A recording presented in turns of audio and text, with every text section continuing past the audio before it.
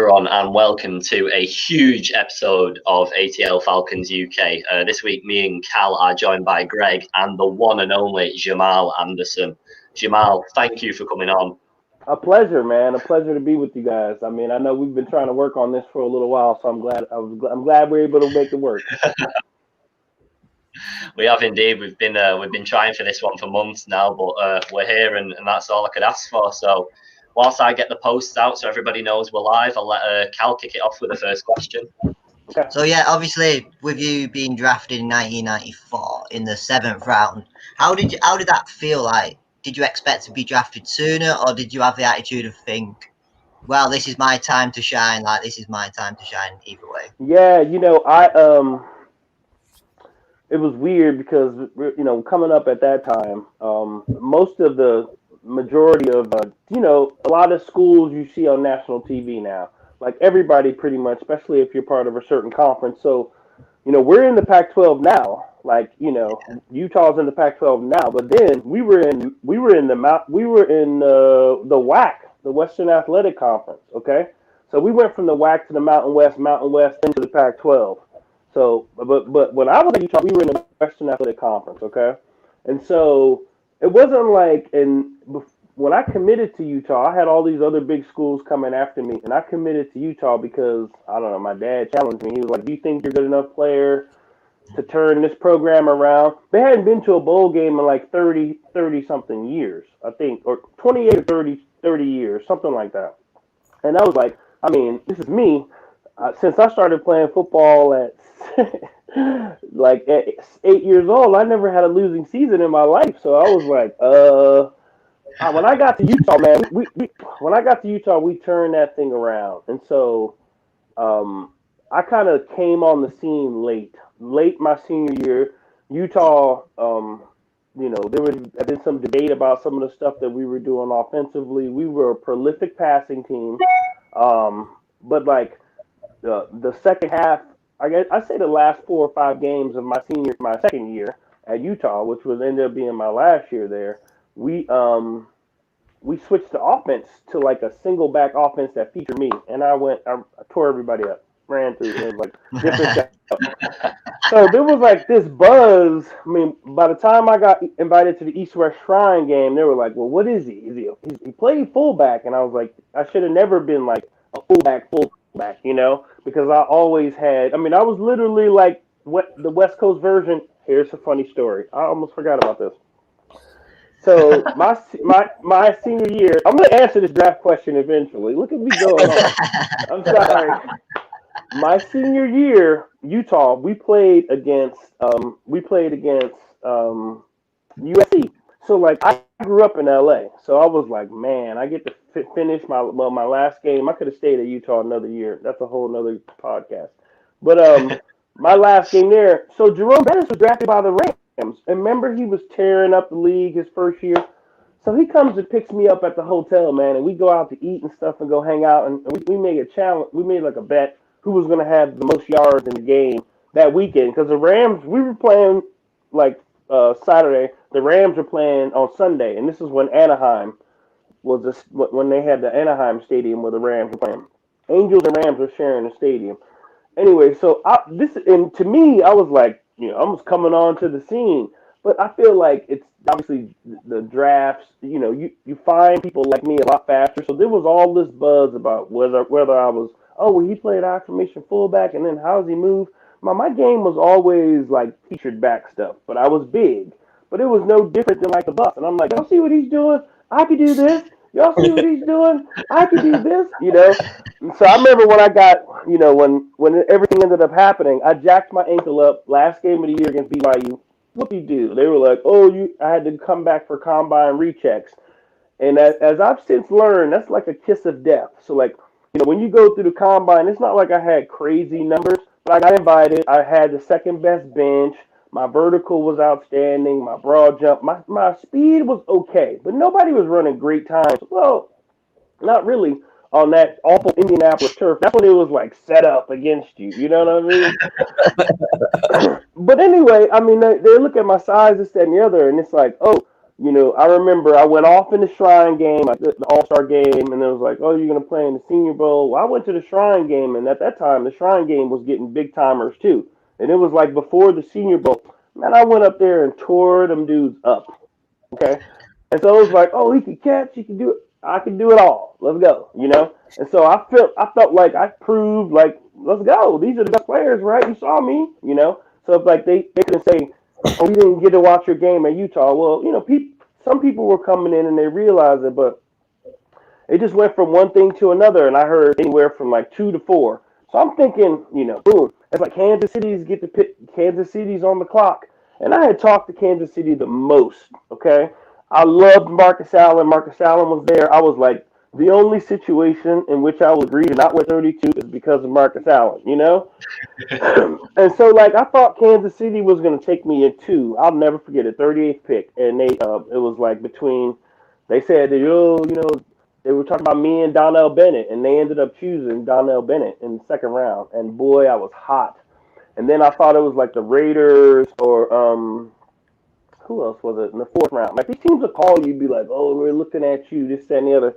And then it was crazy, man. It was like I think people like forgot I was in a draft. Literally, one of the first things June Jones said to me when I came in for rookie camp, he was like, "Man, we were surprised you were still there. In fact, we actually thought you got drafted." And I was like, "What?" He's like, "Yeah." I was like, "Oh, he's still on the board?" I was like, "That's been multiple." I know, dude. I was like, "Oh, thanks." He's like, "We got you for a great." I know. He's like, "We got you for a great deal." I was like, "Oh, thanks, coach." That's what you want to hear, right? So that's how I ended up pick 201, and I've been pissed. I'm still pissed at it. I was pissed about it from the time I showed up in Atlanta to my last damn carry. I was like, I'm way better than y'all. So that's why. Did that That's not a long motivate ass you story. more, Sorry. No, did that not like fuel the fire a little bit more and put you on edge to? There's no question about it. And I think there's a picture I love, and when I got to Atlanta, so we were exclusively running run and shoot, and right before the Falcons drafted me, June made a deal to acquire Ironhead Hayward. Okay, and so he had all these stipulations in his contract, which I know the inside and outside of his. I got to learn the inside and outside of his contract because I was with the guy all the time.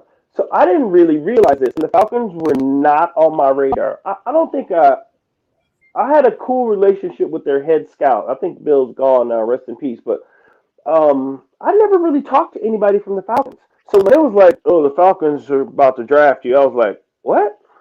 So like I didn't really, listen, man. I knew Andre Rison, and I knew Dion was there, and I knew Jesse Tuggle. I wouldn't, and that's it. You know what I'm saying? Like I would have had to sit down and think, and I was like, who? The Falcons, Atlanta? And I was like, oh, okay. And I didn't even know. Like I knew what Kansas City did. I knew what the Raiders did. I knew all these other offenses, especially being on the West Coast. I didn't really know what the Falcons did. So then, when I got there, man, hell yeah, I was motivated. But I didn't start off having a great camp. It was weird. But like Ironhead was there, so it was weird for me because I'm thinking this. So like I don't know. This is now like I don't know Falcons folklore, but like my first meeting, okay, we're set up to go meet with Ollie Wilson, who was our running back coach. So I walk in there early and I look at the board and I see like, it says like, Pegrams, Hayward, Smith, Anderson. And I was like, oh hell no. I don't think I'm about to be in the back of this running back pack. And I went up to the whiteboard. Listen to me. My first thing I did, I went up to the whiteboard and right here, and I grabbed a marker, and where my name was, I drew an arrow to the top. I was like, I promise you, Ollie Wilson is like, he comes in, he's like, what's that? I was like, man, I'm not about to be behind all of these guys. He's like, no, man, that's by your like age and seniority. I was like, oh. Okay. I wanted him to know, though. I wanted him to know that I was not playing games, and I did not start off great. But man, I have a I have a great picture, a black and white picture of me on a knee. Ironhead is right next to me on a knee, and Eric Pegram. And I love Pegram was, I mean, man, I loved Pegram. He was wild. Well, they actually his nickname was Wolfman. He was every bit of the Wolfman. And then having Craig come near. Craig is literally my mentor. He was changing his life and losing weight.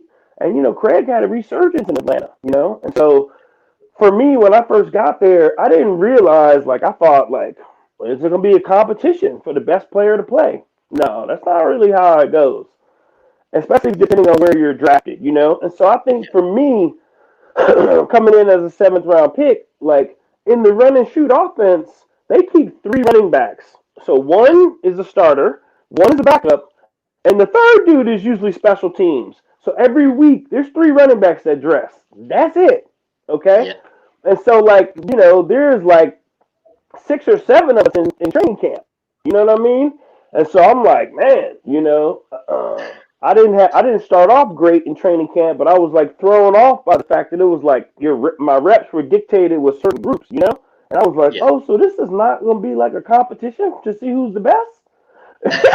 It's like, no, man. Eric Pegram is the starter. Ironhead is the backup. These are the two guys who play the most. We hope you're decent. Oh, I was like, what? So, like, yeah, man. I was not feeling it. I really wanted the Falcons. When I got an opportunity to play in the preseason games, I felt like I played. I showed out because I wanted the Falcons to get rid of me. I wanted the Falcons to cut me, so I had an opportunity to go somewhere and compete. Because I was like, this is how it's going to be. I was like, man, I wasn't even tripping. And that's what I was saying to my agent. But, I got out there, and he's like, well, we can't cut you. The stuff that you were doing, but you're not going to suit up every week because Pegram was the starter, Ironhead was the backup, and Tony Smith was the return guy. Now, I get there. I don't know if you guys remember Tony Smith, but, like, when you talk about, like, I'm 6 feet, like 240. I mean, I'm a little bit tall in Ironhead. Pegram's like 5'10", like, I don't know, 205, 208. And Ironhead is like 5'11", like, 260. I think he had to weigh 260 every week. He's floating around 270. Dude's an absolute unit, okay? And so here I am, like, hovering about 6'1". Tony Smith is like 6'2", like 218, statue.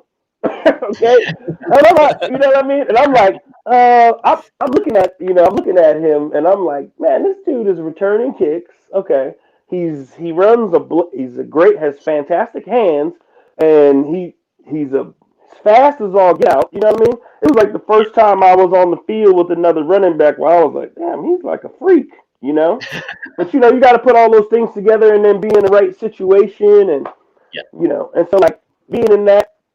I think what made it hard on him is, like, you're in a situation where Ironhead is taking people's heads off, okay? And then I'm out there like baby Ironhead, you know what I mean? They're like two little Mack trucks, bing, bing. And so it was one of those things, especially in the run and shoot, you had to be like a prolific pass blocker in a lot of instances. And this is where Ironhead arrived. And it was like, you're not going to play a lot until you can block like this guy. And I was like, I'll never be able to do that, But I was like, one of the things I'm most proud about my career is, like, you look in some of those critical situations and critical games, especially like Minnesota, I was picking people off left and right. And it's like, people, it's my favorite game for a lot of reasons. And it's not, for me, it was never about like, I had to have 120 yards for me to love a game. Man, I don't care about that. Minnesota was. You didn't even ask me this, so go. No. Go on, go for it. We'll get there. I was actually going to jump in, man. You already said you wanted the Falcons to cut you, right? So I do. It's not exactly like the Falcons were burning the world down before you got there either. I mean, they only had like a handful of winning seasons. Right. And you didn't talk to them in the draft process, all that other stuff. When you got that call that you were going there, like that first thought to your mind, were you just like, shit? Like, yeah. Well, I just didn't know. Like, I thought it was so crazy. I thought that you know, during the draft process and the team that I met with at the combine, and like I thought I had a pretty good handle on like you know the teams, maybe like the Giants and maybe the Niners, you know what I mean, and like the teams like that. Like the Niners ended up taking William Floyd first, which he started off like gangbusters. You know what I'm saying? Yeah. But all those guys in my group, like Eric Rett, who's a good friend of mine, and Donald Bennett is actually one of my friends on Soch too, who was outstanding out of Miami. So we're like the big running back class coming out that year. And, it's funny because at the combine, they have you in different groups, and so like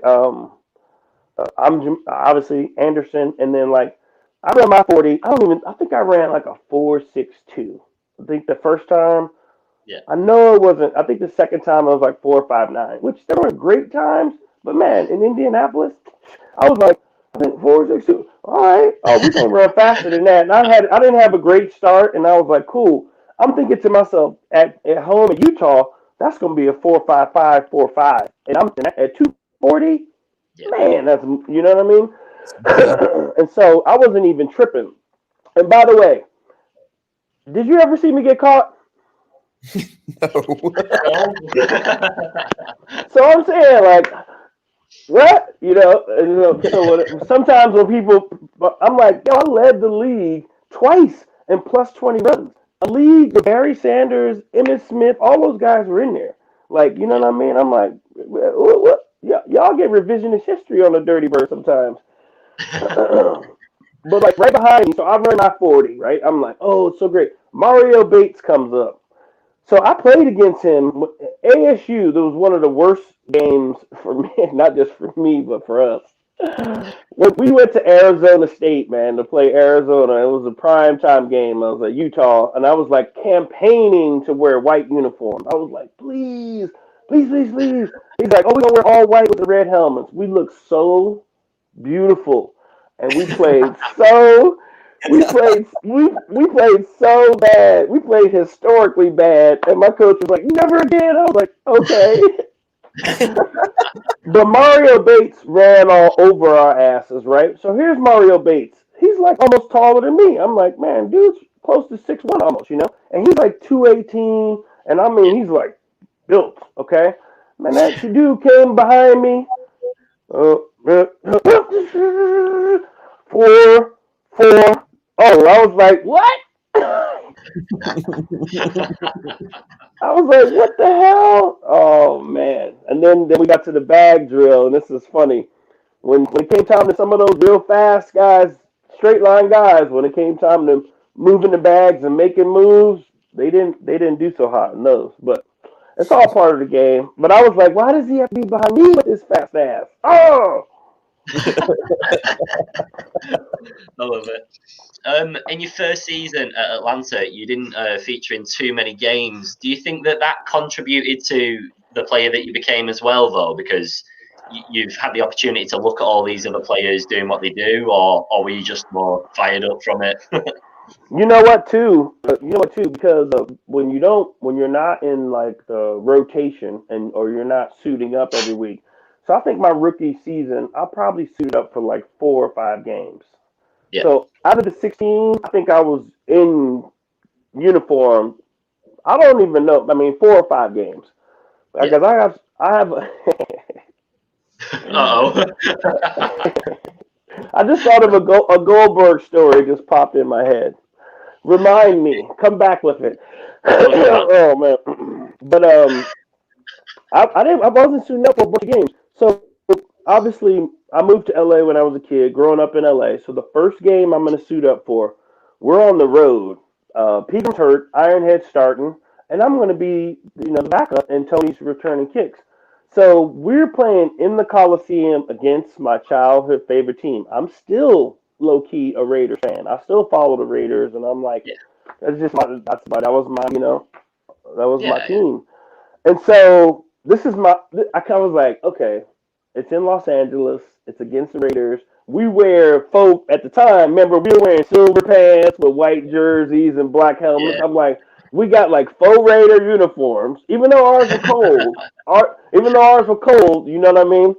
So I was like, they were kind of like, the whole thing. And so like it was weird, like getting dressed and like warming up. I'm like, damn, I'm in the Coliseum. So hold on now. Let me tell you what happened.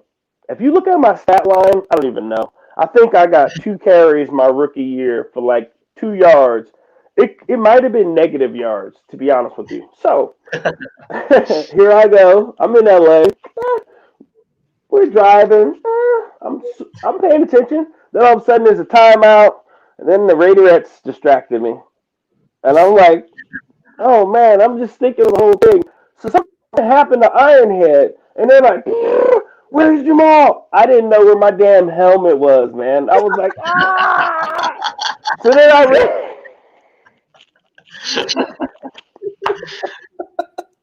Oh no. This is true story. I raced to get my helmet and run on the field. I don't even know what's happened to Ironhead, but I'm in the game. They call a 31 trap. I'm like, oh shit, I'm about to get the ball too. So I'm like, my steps are pretty simple. I'm going right down the line of scrimmage. Like fall step, I'm going straight down the line of scrimmage. Well, the guard's got to go this way, and the tackle traps the defensive tackle right here. And I'm like, boo boo. So the defensive tackle for the Raiders at the time was a guy named Chester McLaughlin. He did not like to get trapped.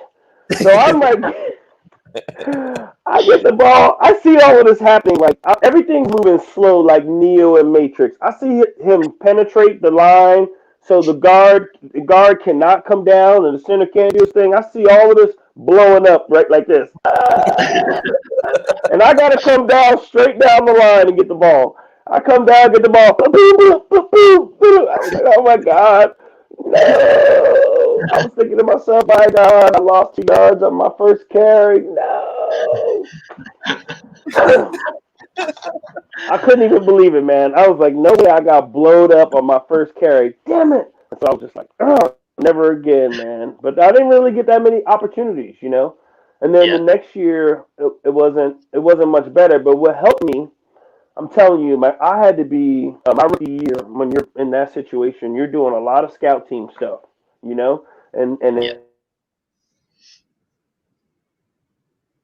Oh, I think we lost him a sec. out and help my game out, man. I'm running all the scout team stuff. So like, the week we play the Detroit Lions, I'm Barry Sanders.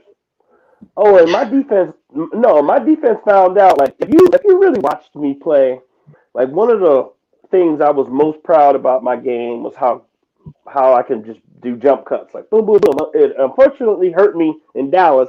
Damn it. But I mean, if you look at all the times, like there's so many times I'm like, boom, boom, boom, boom, inside the hole. Man, I wanted my footwork to be like Bruce Lee, baby, And so I was like, I wanted my movement and my quickness. I was big time about that.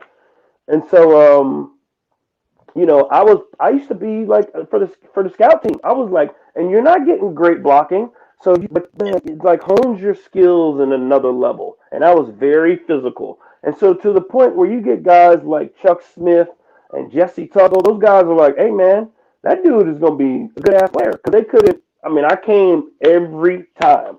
907 team drills, like I was about it.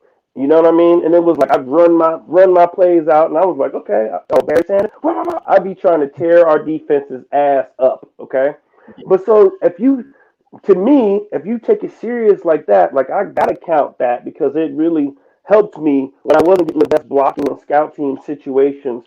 Like it taught me so many things, man. And then I'm like, I'm giving it to them dudes. I mean, I'm giving it to them, and every time I'm trying to score. I remember. Jesse probably wanted to take my head off, but we were 1-on-1, and I was like, man, he's not gonna be able to. I'm thinking to myself, he's not gonna be able to cover me. It's not happening. And so I was like, I used to talk so much shit to Jesse and Brooking and all of them in 1-on-1 drills when linebackers had to cover us. Oh man, I'm like, I'm the best. I'm literally the best player on the field. You are not covering me. You know what I mean?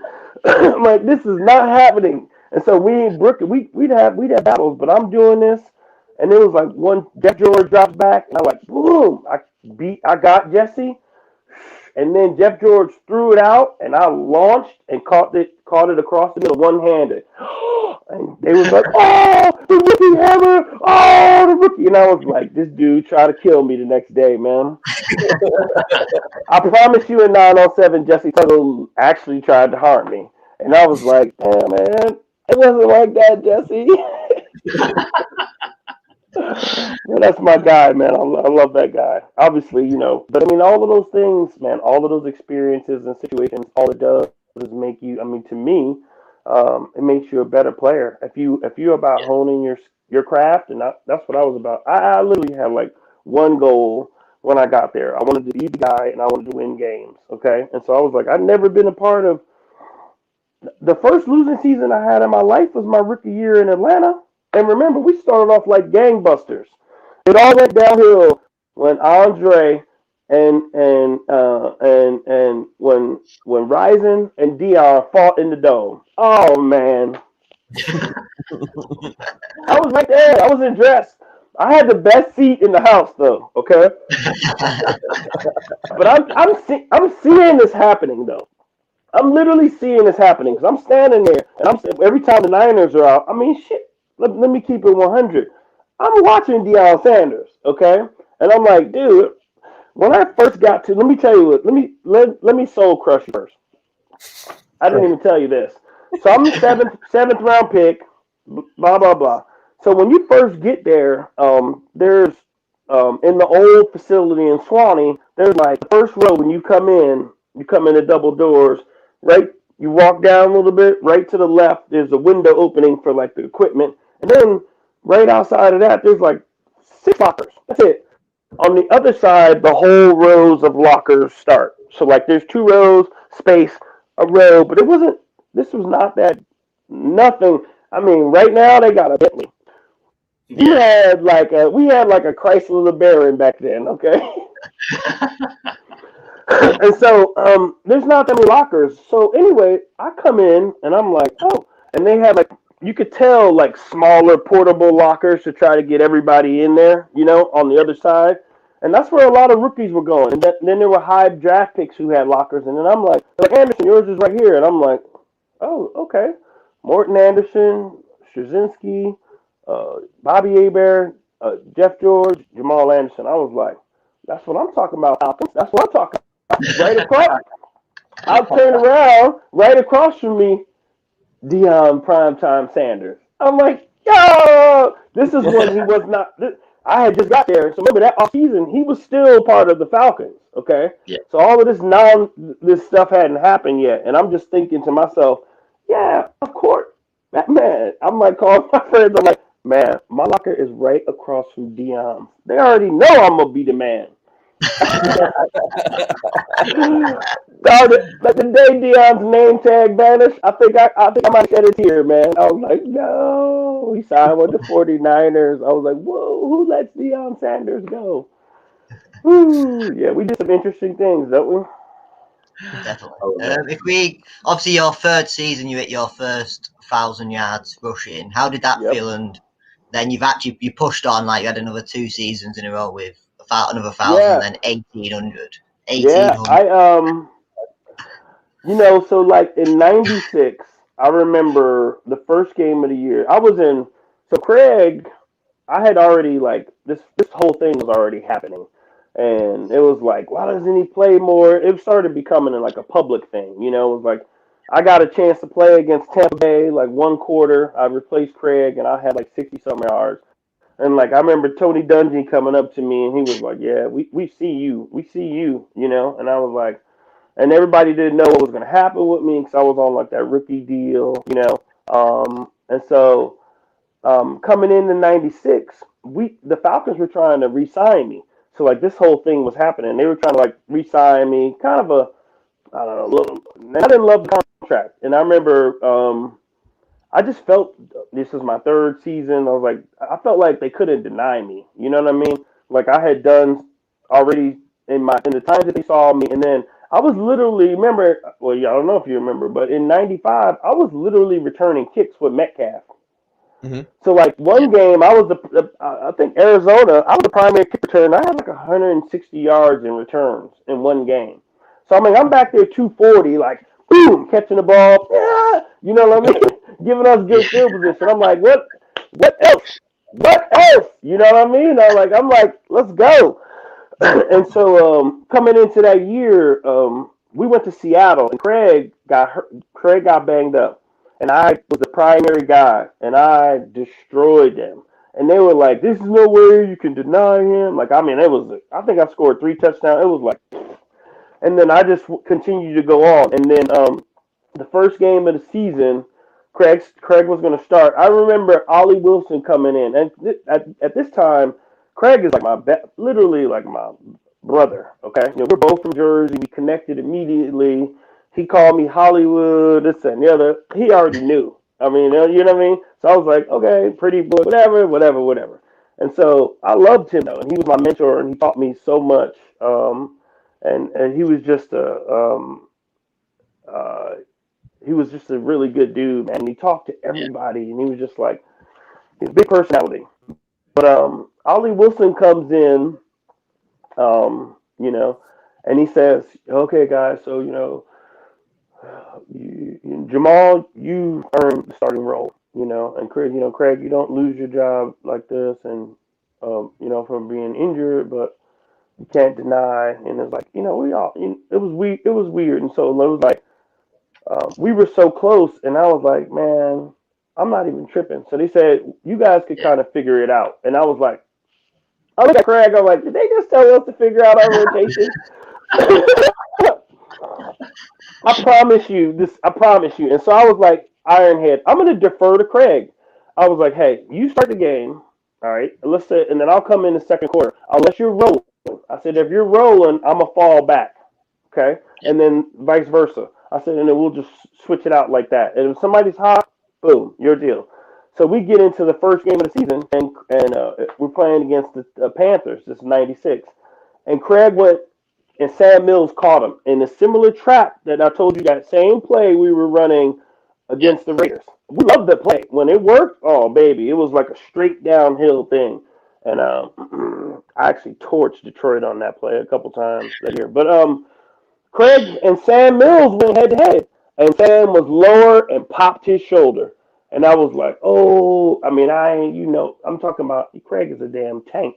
There's a famous clip, and this is in 90. Oh, this was in the end of the '96 season.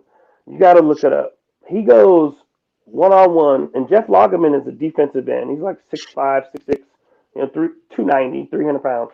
He comes out, and Craig comes head to head on a pass play. Bow! Knocks his ass back. His helmet falls off. Craig walks over to his helmet and kicks it to the Jacksonville sideline. I was like, ah! I was I was losing my mind on the sideline. Ah! I couldn't believe it. I couldn't. I was like, no, he didn't. I was like, he kicked this man's helmet across the field. Could you imagine? They would have banned him from football now. So, but Craig got banged up, and I came in that game against the Panthers, and I think I had like 8. I know I had less than 10 carries, or it couldn't have been. It was 10 or less, but like 115 yards, and it was like, yeah, man, this is pretty much a done deal. But I wasn't officially named. I don't know. I wasn't officially named the starter though that season until like game 7. So like, and Yeah. then I loved. There's so many things. I'm like, oh, you look back at certain situations, but I did love. I wish it would have worked out better for that team because there were a lot of things about that offense that I loved. I mean, in that off season coming into the '96 season, June Jones. I mean, again, I'm returning kicks, catching the ball all hands. It just Yeah. became a known thing. Remember that play in practice where I caught him one hand?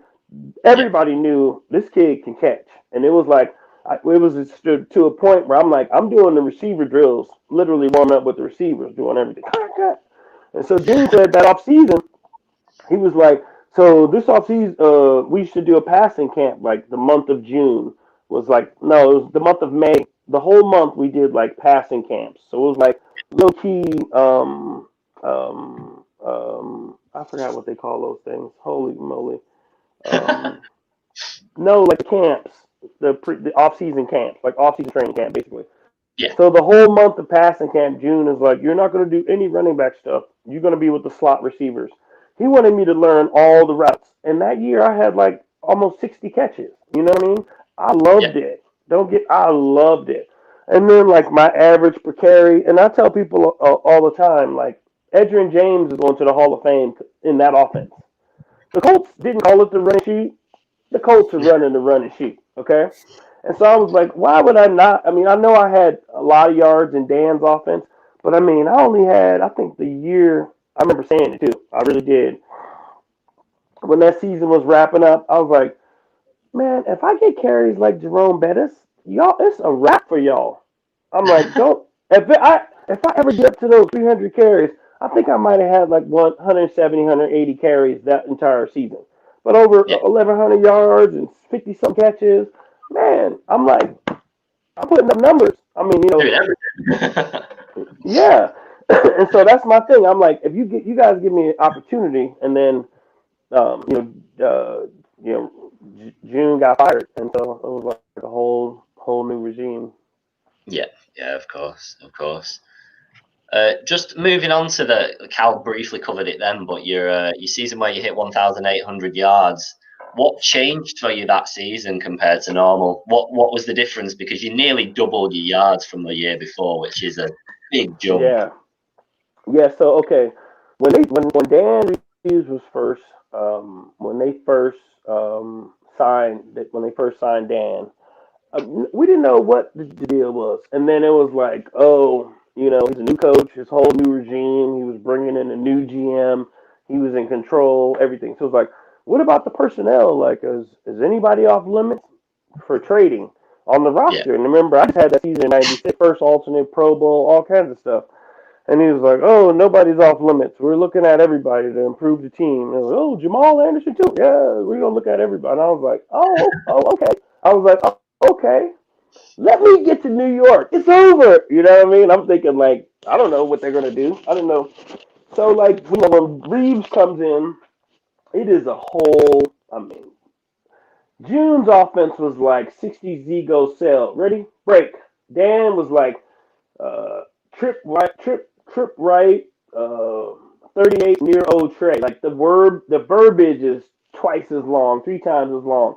yeah, Everything has a, and then having a tight end, and then having a fullback. So in the run and shoot, we didn't really do that. And I remember the last game in '96, we finally, and it was kind of the rating was on the wall. We went to the playoffs the year before, but we had faltered again, and so it was kind of like the writing was on the wall from everything that was going on with June. And we finally like lined up and got in an I formation. And I'm like, I finally get Craig in an I formation situation. Like we couldn't believe it, and it was like a little too late. But we could have did that, and it would have been, man, you would have been lights out. But that didn't happen. So Bobby Christian signed. I mean, the first day he walked up to me, I was like, "Whose fullback are you?" I'm like, "I'm bigger than you." You know. I was like, "Oh no!" I mean, it ended up being the best. I probably one of the best things ever happened to my career. He was an unbelievable teammate, a person is still, and he was fantastic. And he really, he really understood the offense and clicked in and helped some of us get a better understanding of it. But I had to yeah, get used to running behind a fullback, like trusting where he's going, and we had to get used to each other. And the thing that stunk, it was big. I had this big thing in SI. It was like, oh, he's on the scene, and now he's got Dan Reeves.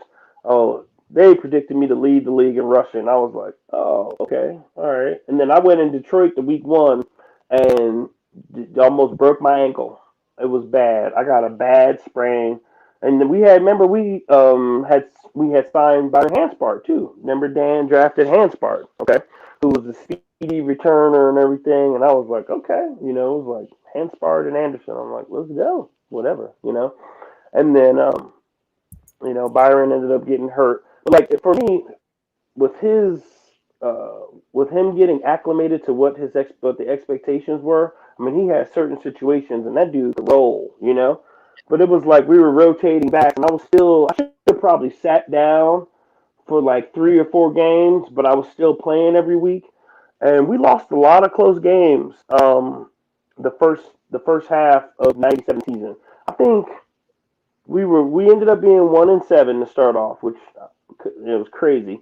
But we lost like 5 or 6 games by 5 points or less, something insane like that. Well, I wasn't.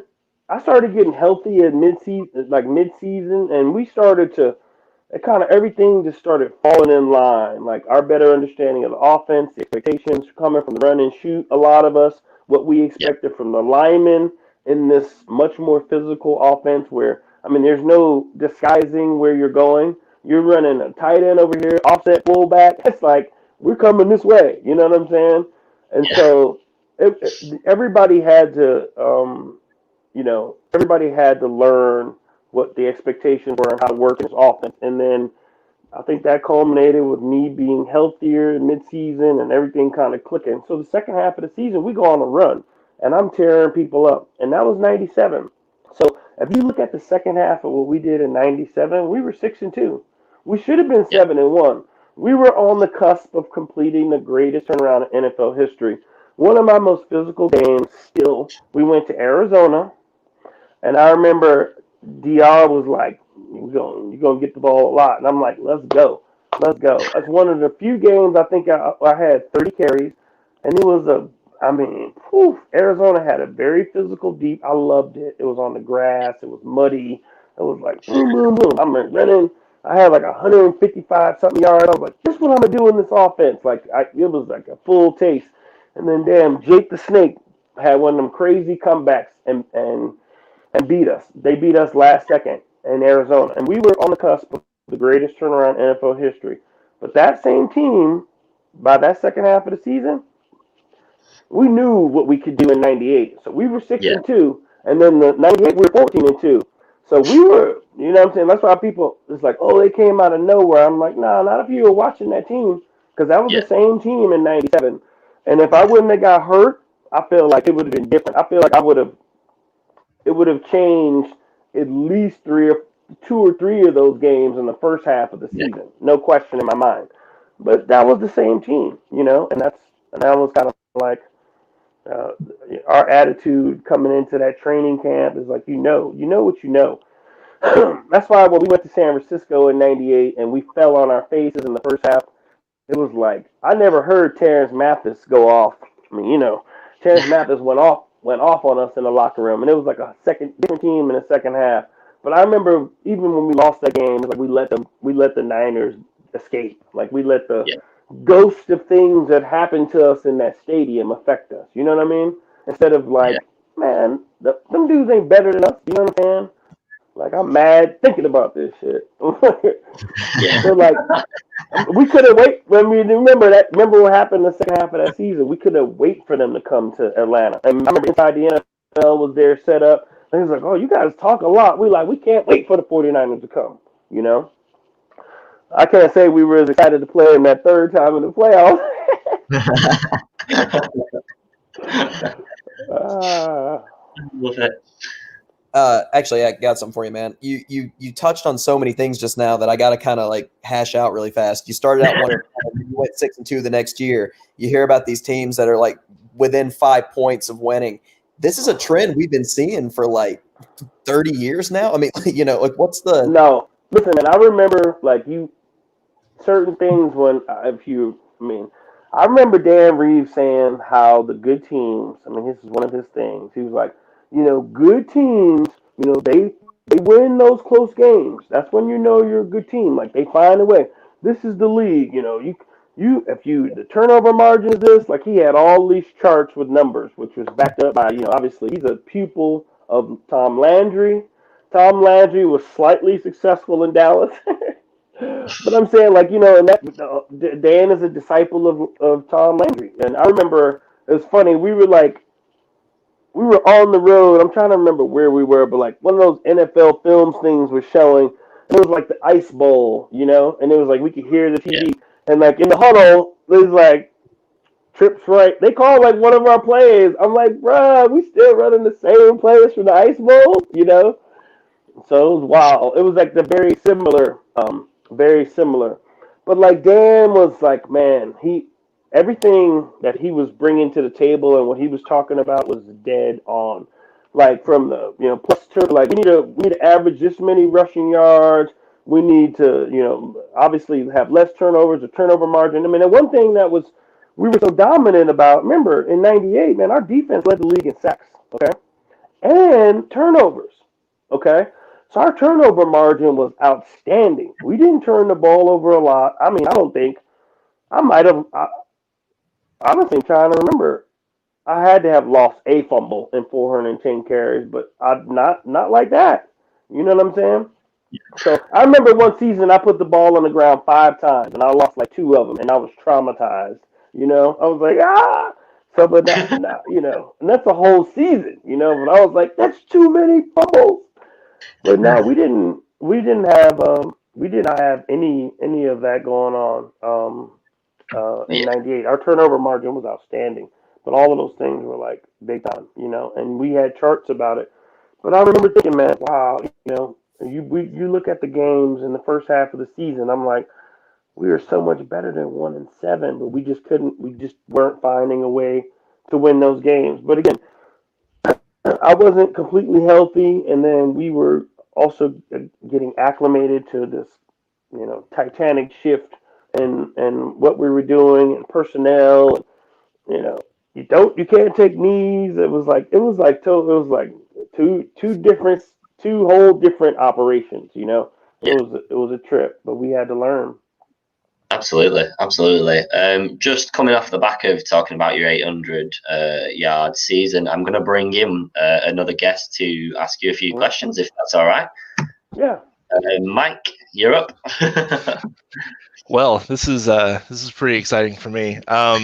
Real quick, when I was growing up, well, yeah, I'll say I was growing up because I guess I'm still growing up. When I was a kid, I had 2 posters in my bedroom. One was of Jesse Tuggle, and one was of you.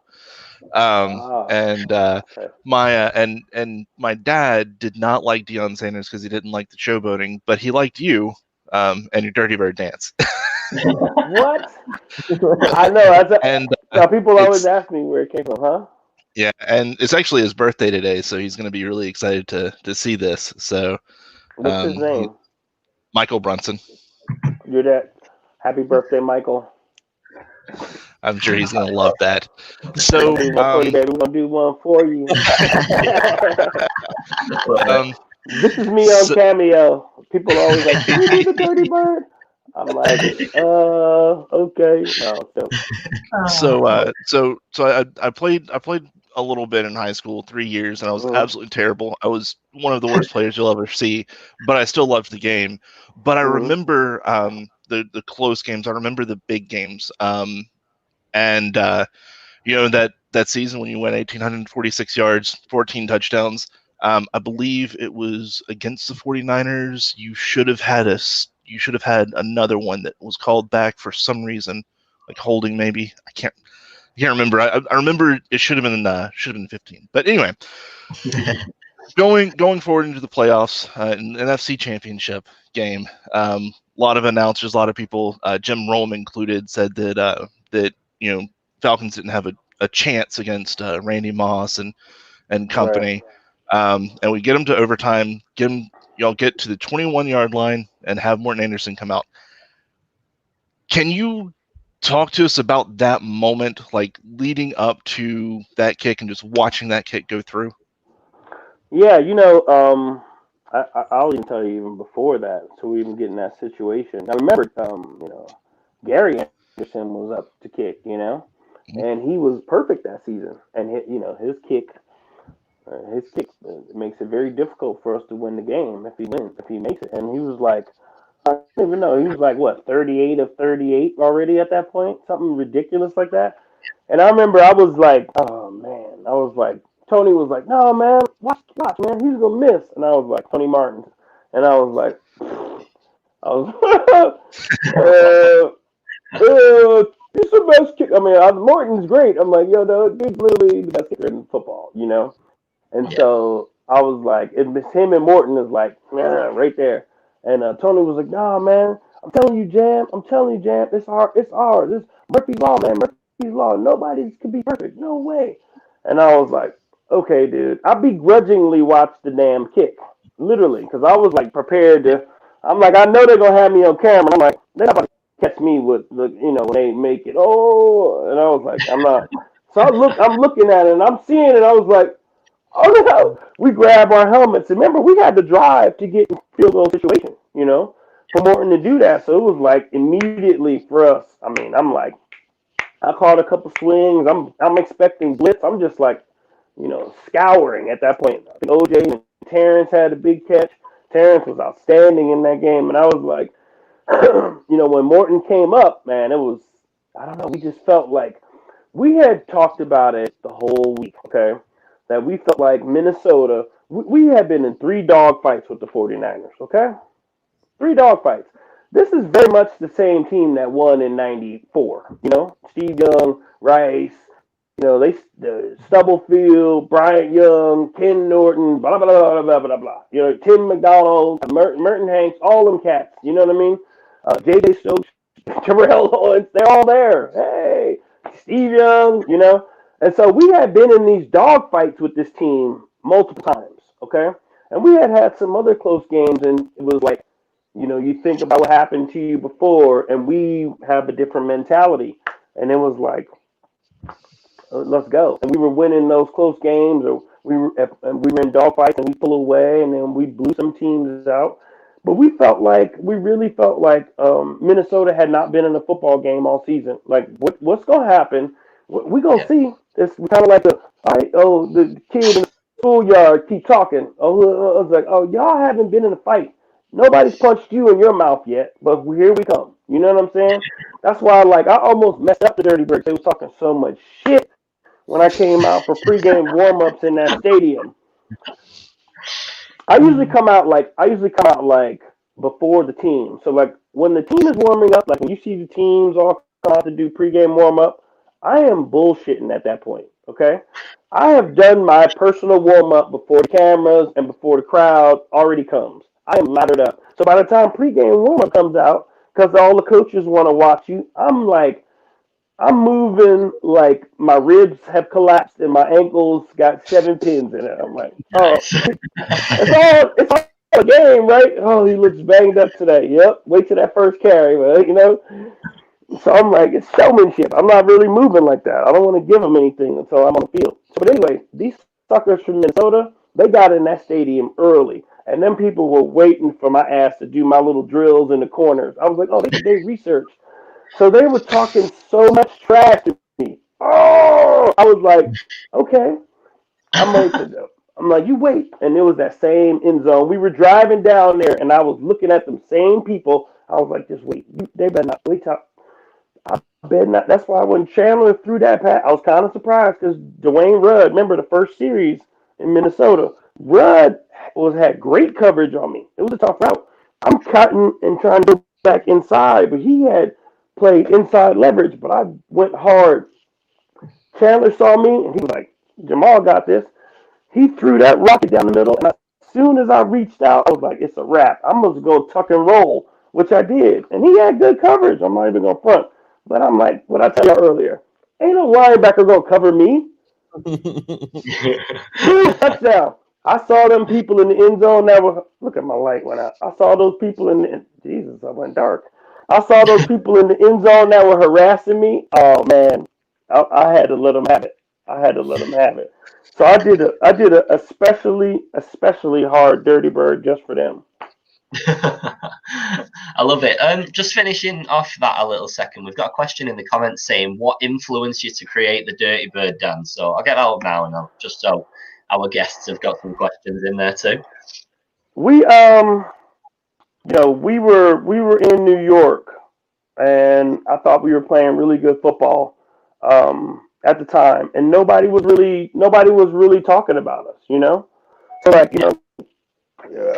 and we had a national TV game, and I remember we were all going out to eat, and it was like, what are we going to do? We want to do something to bring some attention to how we were playing the game, And so I was like, that's where it came from. And then there's this history too. There's this history too where it's like, Billy White Shoes was the first dude to really celebrate. He's a Falcon, and then he had his thing, and then of course there's Dion. So for me, I was like, it's kind of what we do. It's like Falcons have. I mean, if you think about it, isn't it kind of crazy that three of the historically known touchdown dances all come from one organization? Yeah. We're definitely in the top. I mean, we're definitely in the top 10. I would argue top 5. I mean, Yeah, absolutely. Absolutely. I'll let Mike ask one more question if he's got it, whilst I bring Christian in, and then he can ask his next. And I think we'll move on to the current Falcons after that, if you don't mind, for a little while. We won't keep. But, right. Yeah. Go on, Mike.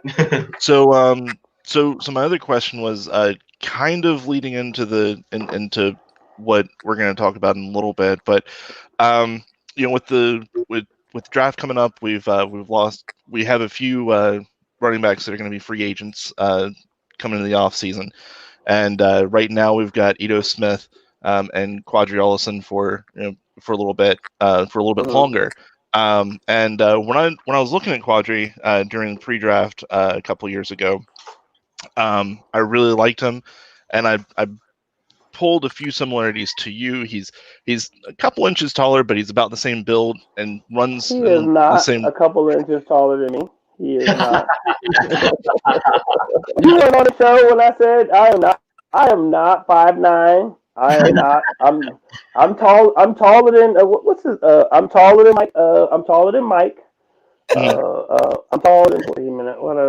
I mean, I think sometimes you guys think like I'm like Devontae size. No, man. I'm like 6+. Gotcha. Yeah, Quadri measured in at 6'2", so it's fraud. It's fraud. I saw him. Fraud. No, I'm playing. But a lot of his running style, especially we saw more of it in college than what Dirk Cutter would let him put on the field. But he had a lot of the same running styles. He liked to hit people north south runner. What do you think he could do for the Falcons if he was given a chance to get out there?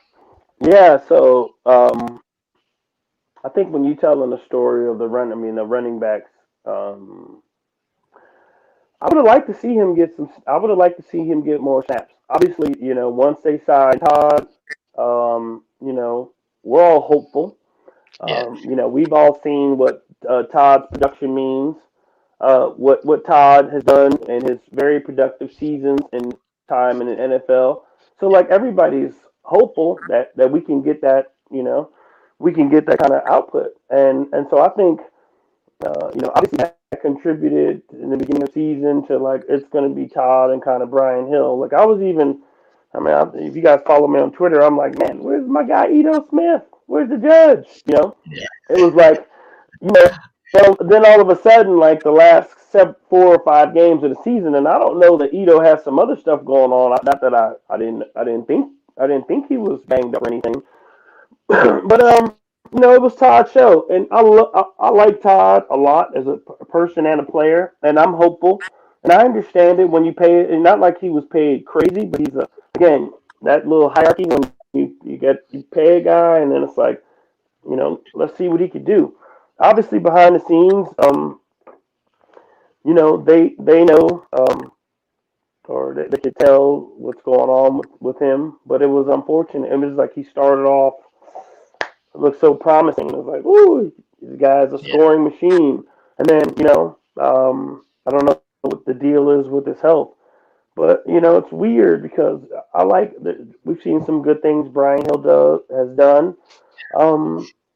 But I would like to see, I don't know, too, for me, when you're in that situation, like, I don't know, I wanted to separate myself, Like, for me, coming out of that situation where I was behind guys, I wanted you to tell the difference, and I wanted you to know I wanted to be the guy, So, to me, I like Brian Hill, but he kind of plays the 2 role a lot. You know what I'm saying? Whereas if you're starting and you're, hey man, let's go. You give me an opportunity to start. I'm like, I want you to come away at halftime going, now he should be the starter. This is the guy and this is what I did. You know what I mean? Yeah. And that's just how I see it. When you're in that situation, it's like, you got to stay ready. It's not always going to work out. It's not, remember when I was ready in '94? I learned my damn lesson, but I mean, you got to stay ready. And it's not always going to be like, hey, you're the guy that's and the other. It's like sometimes in this league, you got to be hungry and you got to be prepared for your opportunity whenever it may come, and you got to seize it. And that's one thing I like. We finally got a chance to see Ito here playing, and I'm like, dog, look at the plays he's making. Like, where was this at the beginning of the season? That's why I took such a hard stance on some of the things that Dirk was doing. I mean, I was going at him on Twitter this year. I was not here for the games. Yeah, but it's like, I was like, these dudes are gonna never invite me back to the stadium. I don't care.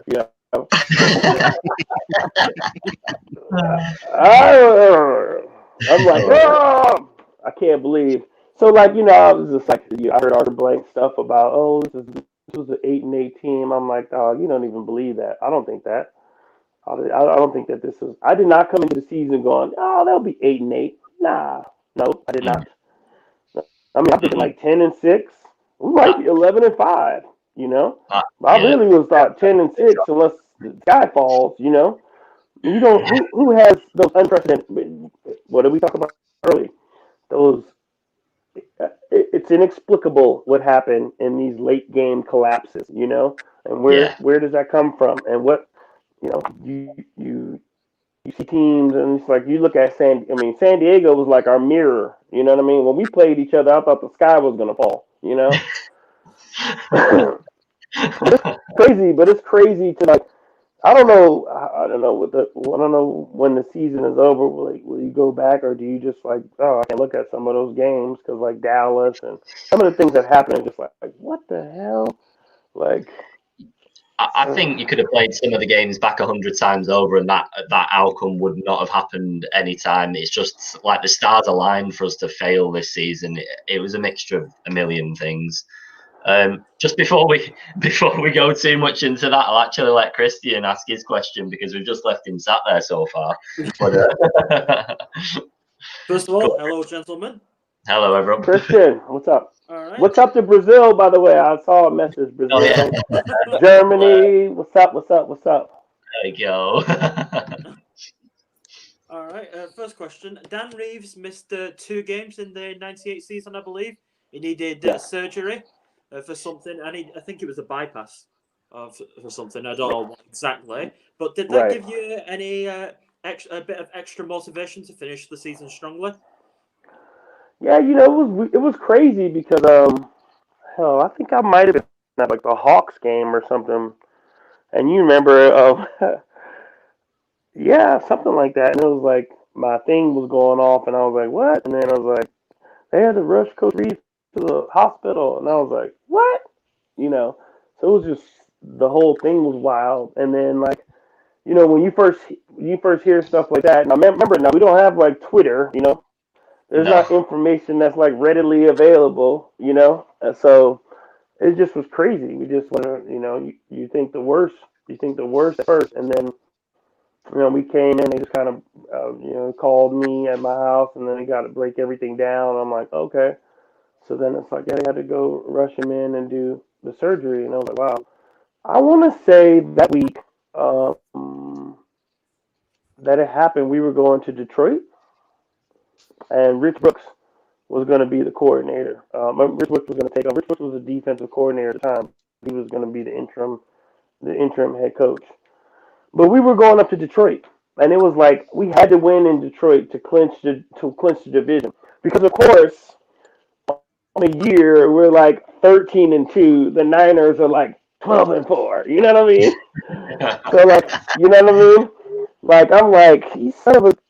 We can't even like, So like they were, but obviously, like I said, they still had a very talented team. The only person was down was in Dallas at that time, So that was the shift. But and Garrison Hurst had a crazy season. So we went up to Detroit. And I remember we were like, we got to get it done. And Detroit has always been, I mean, it doesn't matter what our record is or the Lions, has always been kind of like dog fights, especially up there. But I have, outside of that game in '97, which was awful, and it was crazy because me and Barry, let me go back.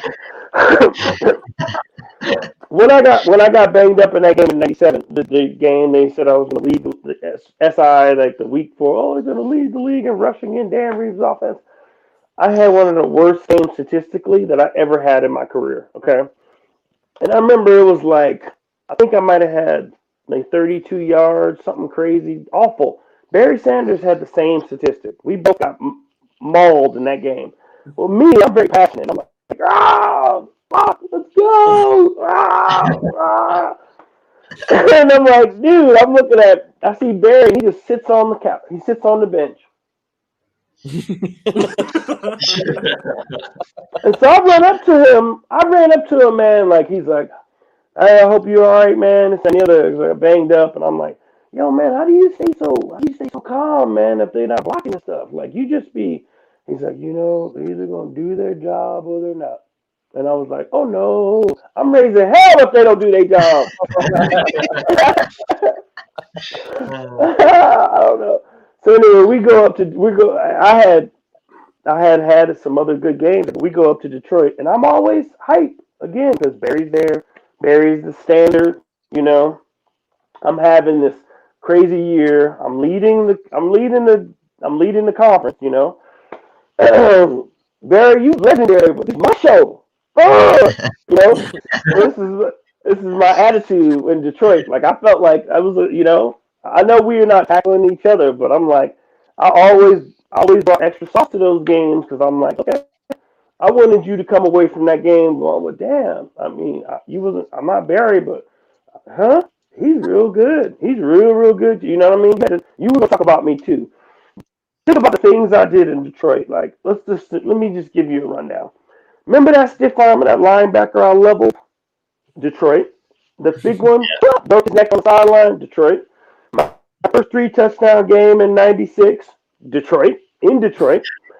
Remember in '98, I caught that swing pass and I jumped back inside. Barry Sanders moved intentionally in Detroit. And so I'm like, you know what I mean? And like, think about it. Like the end of that game, it was like we're closing that game out, and then we run a draw, and it's like a shit show on the line. Porsche, remember Detroit had some ballers. Porsche's moving, and I'm like, woof, woof, jump cut, and I broke into open field, and then it was like a linebacker. I made a spin.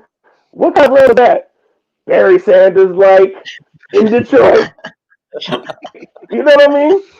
And then the next play, like, this is my whole mentality. It's like, oh, you think, what are we going to do without Dan Reeves? And so I'm like, I got us down there. And, sometimes it's funny. Which reminds me, the Falcons' last game when Brian Hill had that long-ass run and got down there and they didn't give him a chance to score, I wanted to lose my mind. Yeah. Back to Detroit.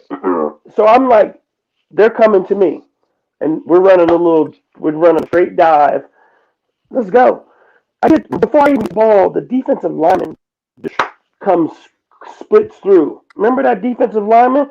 And as soon as I get the ball, I just had to brace myself. And I just, whoop, I got a little bit lower than him. And guess where he went? Oh, guess where Jamal went?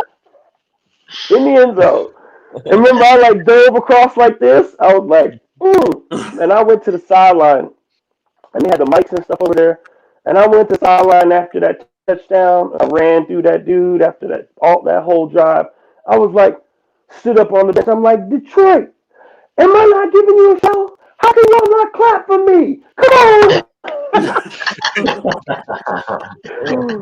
I know they probably was like, sit your ass down, But I was always hyped up. But we ended up, that touchdown clinched it for us. And it was one of my favorite things because we had all the guys were cheering. And, so at the beginning of the week, we didn't know if Dan was dying. And then it was like, we had worked so hard that we finally clinched the division. We were having that crazy year. So I remember in the locker room after that, we all, like, people were pulling out video cameras. But this is like, we were ready, it was like, it was a tough game and a hard fought win, but this was our expectation, and that's kind of how that team was, and that's how that team played. We felt like, man, we could play with anybody. Like, let's go, you know. Awesome. All right. A question that nobody's probably ever asked you. Oh no. So bear with me. Don't worry, Danny O'Cal. It's nothing to do with John Stones. John Stones. All right. A lot of NFL teams these days have reportedly studied rugby to see if they can take some things from it, like the carrying as an example. Was there anything like that in your day, like studying rugby to see if you can take away bits and bobs from that, if you will? What do you think? NFL teams do what? Did you a couple of teams these days, like the Arizona Cardinals in 2015, I think it was, they came over here before the Twickenham. No, it was 2017. They came over here before the Twickenham game. They studied London Irish, one of our rugby teams, and to see if they could implement any of the bits and bobs into their game. Was there anything like that in your day? Yeah, no question. I wish we would have. I mean, I love. I talked about it years ago on CNN about. I mean, to me, I think that what's happening now overseas and games being in London, or I think that we should. I mean, I think there's going to be eventually a team over there, and I'm excited. I mean, to me, you know, and I know the passion for European football, and okay, all right. I know they get mad sometimes. It ain't soccer. I'll be like, I've been to matches. It's unbelievably passionate. So I was a big advocate when, you know, we had the World League. I actually broadcast games over there. Germany was outstanding. Amsterdam got to a point where it was good. Obviously, London Monarchs. And so I loved it when we were doing that. And I feel like the natural evolution of football, this awesome sport, is to have international teams. So, you know, I felt like, you know, from a physical point of view and some of the things that we were looking at, I mean, obviously you respect it and you respect the physicality and there's so many other things. They're so different. The games are so different, you know, but you can learn a lot of different things. And then obviously you're scouting players. And then I went to Utah, and we had a lot of Polynesian guys who were rugby players who made that transition, you know. So it kind of became a thing. And I actually have a close association. I'm with Atlanta Rugby. I'm stoked about them being on. I swear I'm gonna play a game with them. They think I'm joking too. I'm like, yeah, I'm about to practice with you. I told them I'm going to practice with you guys. Why y'all laughing? You see me right now? You see me right now? Do you see me? Ready to right go. now? I can carry it about 30 times today. Dude, I was going to ask that. Can you please come back and like at least run some 4th and goals for us? Because we can't. Yo, I'm telling you though, honestly, I wonder. It's funny. What could I do? I know I could give them 15. I don't necessarily want to get hit by some of them guys. No, I'm playing. It's all day long. I don't care. But I don't know. I'm like, if I put pads on again, it's on. I'm like, yeah. That's all funny. People always talk about that pros versus Joes. I was like, man, I'm telling you. It's like, oh, you hurt. You pop that dude's shoulder. I'm like, he's lucky. That's all I did. I'm like, you think some dude that works at the supermarket is about to come in and tackle me? No disrespect to essential workers. You guys are the best, by the way. But I was like, nah, it's not happening like that. I remember one time I was hosting this AFC NFC championship party like this. And I was like on stage, and it was at this big venue. I was doing it with the 2 live stews. And I was like, when they introduced me, it was like, I was like, some of y'all think y'all could tackle me? I was like, there's nobody in this entire building that could take me down. It was, they picked, fine, pick one. They was like, they pick the biggest dude in the crowd, basically. And I was like, okay, let's just stand back 10 yards. Man, I dropped that dude. And I was like, it's not a game. It's not. Boom! The crowd was like, boo! I said, y'all think this is a game? Like, I love it. This is not me encouraging you people when you see me in public to be bumping me and hitting me. I did not I was not there. I wouldn't even say that. Nah. We've got I a wouldn't comment even from dream someone of it watching when I the was on show. whiskey and iron brew. I wouldn't even dream of that when I'm whacked out on whiskey and iron brew. What is your favourite accomplishment as a Falcon from someone that's watching the show right now? Oh yeah, so yeah, winning the NFC Championship, winning the NFC Championship. That's A1. So I think going to a Super Bowl. Obviously, I wish we'd had a different outcome. I will go to my grave saying I needed to get 20 carries. No, we were undefeated that year. Even Minnesota though, even though I didn't have crazy rushing numbers. I did have 22 carries, and we were undefeated that season when I carried the ball 20 times in a game, and I had 18 in the Super Bowl. So close. If we move on to a bit of the Falcons, as we are like head coach and general manager. What would your choices be at the moment, or what's your thinking of it all at the moment? I mean, if he'd come, but I don't even know if he's going to be. I mean, I was like low key campaign. I probably ruined the chances for Louis Riddick by saying I want Louis Riddick. They're probably like, we are not giving Jamal what he wants. No, I don't know. So I mean, I'm like most people. I think it's amazing that we haven't seen Bieniemy get a head coaching position. And I was like, what did I see before when I got on Twitter? I saw what Alcoholic wrote that he didn't do great in his interview. I was like, I didn't need to see this. I didn't need to see. I didn't even know, but I think who knows, man. And if you're doing the round table of interviews, God, at some point in time, it's probably like, Jesus, man, what more do I need to show you, kind of thing. I don't know. So who knows? I just hope. I hope there's I hope that operationally some things change for the Falcons so they can, the karma is not a real thing, but the organizations is kind of funky to me, and that needs to change. Yeah, absolutely, absolutely. Well, we've I got say that I say that with tremendous remorse. It just makes me like no, but really like some of the things weird things that the way they operate is like breaks my heart. You know what I mean? So like, but it's all good. well, every ex-player, especially yourself, that was there for so long, has the responsibility and the ability to talk out about it. We're all just sat here looking on the inside, looking from the outside, but you've been there and you've experienced it, and you were there in an era where everything was going all right, and we were like starting to perform when we picked up some pace. And I know it's been rocky all the time, but I mean, like you said earlier on, we were not a 4-12 team this season, as in on paper. But performance-wise, that's just how it went. No. Yeah. So what I'm hearing is, sorry. So what I'm hearing is you're going to be the OC next year.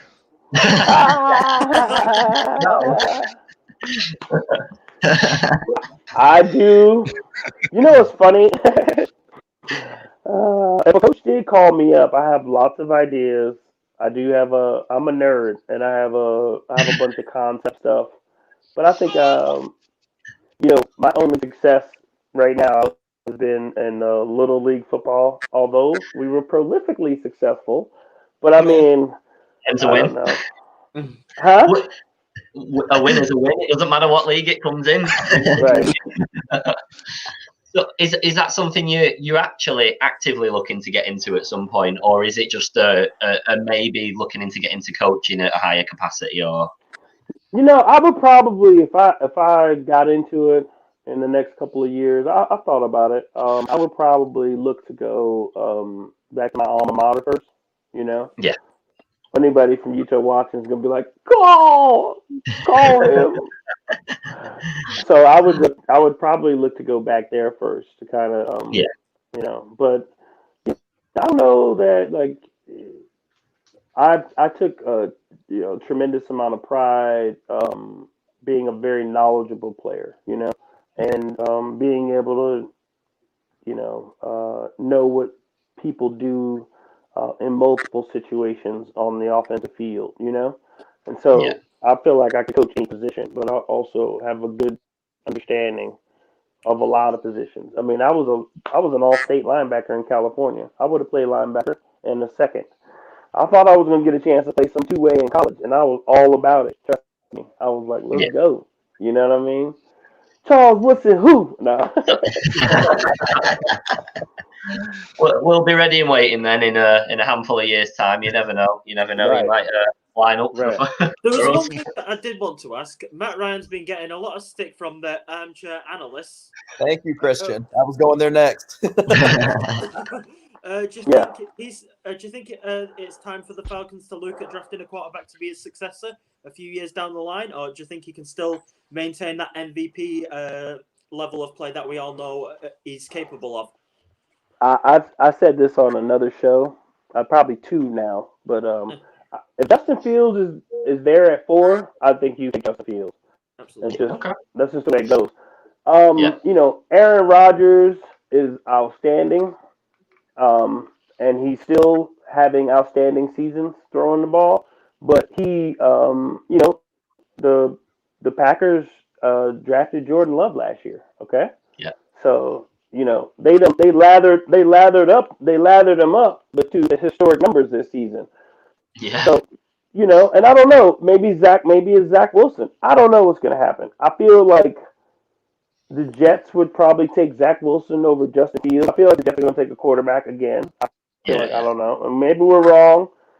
You know, maybe their new, you know, maybe Joe Douglas as he's off. Who knows? It's just they're in such a weird position.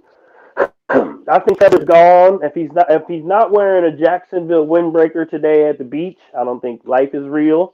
That's a done deal, pretty much. I don't know. And so I feel like you look at 2's the Jets. What are the Jets going to do? I don't know. For some reason, I see Zach Wilson. Zach Wilson, funny story here. His father, Mike, my roommate at Utah. I literally just talked to them the other day, and I'm like, "You going to the Jets?"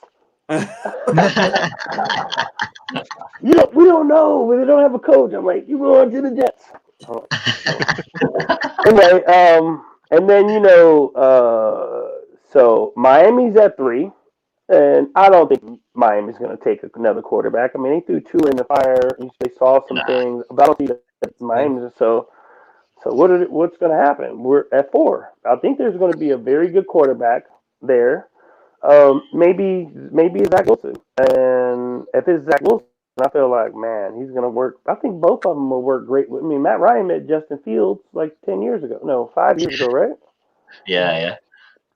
So, you know, I don't know. But I feel like if Justin Fields is sitting there at 4 and the Falcons don't take him, yeah, you know, I don't know. That'll be hard for me. Just because, I mean, that's just where I'm trying to think. Like, there are some good pass rushers out there, but whew, we've had a dicey history there, boys, you know. Yeah. I tell you, man, I loved Greg. I loved a lot of things about Vic Beasley, but I knew, you know, he had taken some shorts his last year at Clemson, and when my man said that first like 5 minutes of that press conference, like his intro press conference, that I'm gonna play hard through all the games. It won't be like I was like, oh Lord. So I don't know. I feel like Justin Fields is says that he's a baller, and it would be hard. I wouldn't be surprised if I don't know. I think the Jaguars are going to take Trevor Lawrence, but I think he's really talented, and if he can beat Alabama, I don't know, boys. If he can go out there and beat this Bama team and put up some, I don't know, boys. He might make it a very difficult discussion for the first overall pick, but I do think that Trevor Lawrence is one. I'll take that. Has anyone got anything else before we start to wrap it up? Because we don't want to take too much of your time, Jamal. No, I'm about to color cast. I'm going to be color casting probably the Bills and Colts. You guys know color cast? Yeah, we've got the same sort of thing. Yeah. Oh yeah. Okay. I'm trying to figure out what games I'm doing today, but I wasn't like trying to broadcast them. But let me say this real quick. I'm working with this supplement company. They're called Fully Human. Yeah. Right here. They're awesome. Boom. They have 2 products, Liberty and Freedom, that are awesome. And if you go to their website, fullyhuman.com, we're doing, and you use promo code DirtyBird at checkout, you get 15% off your order. Any bottle you get, I think they're great for anti-inflammation, like pain management stuff. For me, I try to be as physically active as possible, and having had multiple surgeries and stuff, I think the product is awesome.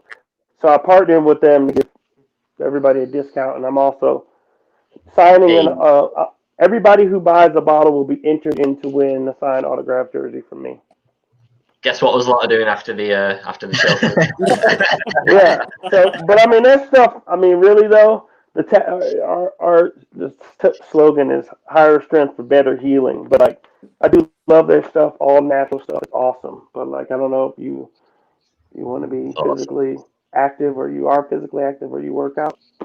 Not gonna lie, you're a hell of a lot more physically active than me. You can barely get me off the couch. You know, I try. You know, it's been crazy, especially with everything going around in the world with the pandemic. You know, and gyms being closed here in some places. I've traveled a little bit, not as much, obviously. You know, it's been hard for everybody. I think everybody's on a few pounds. You know, I'm certainly not in top form, but I feel pretty good and getting out and trying to mountain bike or trying to work out when I can and stuff. I just try to do something. Just feel better, you know? I wouldn't worry too much. Your top form is above any of our highest ever forms. So, but no, we'll call it a day there. We'll call it a day.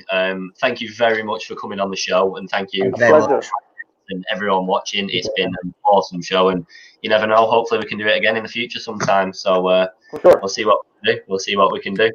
Take care, guys. To our guests, and then we'll just say goodbye to you lot off screen, and then all good. So thank you everyone for watching. Ta. Thank you. Cheers.